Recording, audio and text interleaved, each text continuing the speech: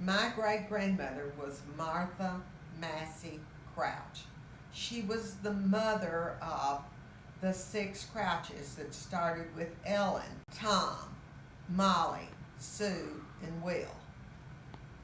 Now, when she was a child, you couldn't just go to the store and buy toys for children, especially if you weren't at a big city. So when I was a child, digging around in a closet under the stairs in the big old house in Blandville, I found this little basket about this big, and it had all of these little white dishes in it. And I came out and I showed them to my mother, and I said, Mama, what are these and where did they come from? And she said, Honey, you cannot play with those. They belong to my grandmother. They're handmade, and I was never allowed to play with them. But I got them from Uncle Will's when he passed away, and I went down there and found them and brought them home. And I hid them from you because I didn't want them broken. Now, my mother was allowed to play with them, she said. Her mother being Sue Crouch Turner.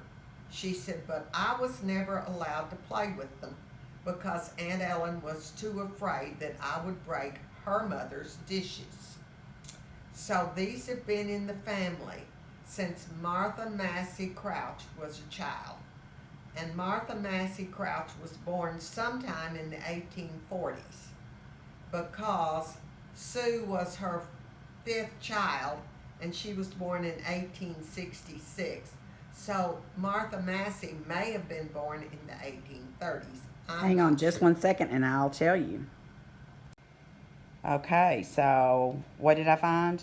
Well, my daughter looked it up, and according to the census records, Martha Massie Crouch was born sometime in the 1820s, which means that she was in her 40s when my grandmother and my Uncle Will, whom I remember vividly, were born. I don't remember any of the others except Uncle Will because they had all passed on before I was old enough to remember. But that means these dishes at least are from the 1830s, which makes them close to 200 years old. They're not valuable, but they're handmade, and they've been in the family close to 200 years. Yes, and so I found that one birth date that I have record of is January the 5th, 1827. And the birthday from the Virginia extracted history from the family Bible of the Massies is January the 20th, 1824. So it's 1824, 1827, according to the written records that I've been able to find. And of course, handwriting can't always be read. A 7 can look like a 4, but January 5th and January 20th are not anywhere near. But so January of 1824 to 27 is her birth.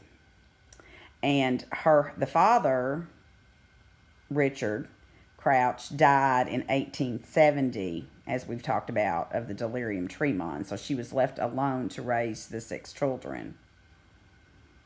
And Uncle Will was the youngest, and he died in 1953 when I was not yet 15 years old. I was 14. And so you remember him very, very well. And Mammy was raised by him and the eldest sister, Ellen. But Ellen died before I was ever born. Yes. And so, but then that means they had Flossie raised, I suppose, but then they just were elderly. I mean, they got her raised before Aunt Ellen died. Yes. Okay. Mother was married and had Carol before Aunt Ellen died. Okay. Carol was born in 1936, and I think Aunt Ellen died in 1937. I was born in 1938.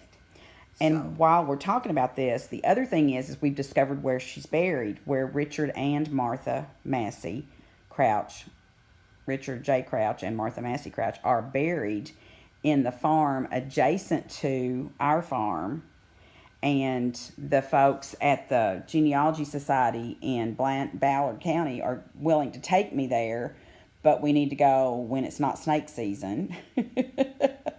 And so the winters and falls haven't worked out yet, but so we know why we haven't found a grave marker anywhere. We know where they're buried. We just haven't gotten to go see it and try to find it. And they've even told me how you find it. They take like a 6-foot pole. I can't imagine that I could drive a 6-foot pole in the ground, but you drive the pole in the ground till you feel the casket. So that's that light's putting my eyes out. Crouch.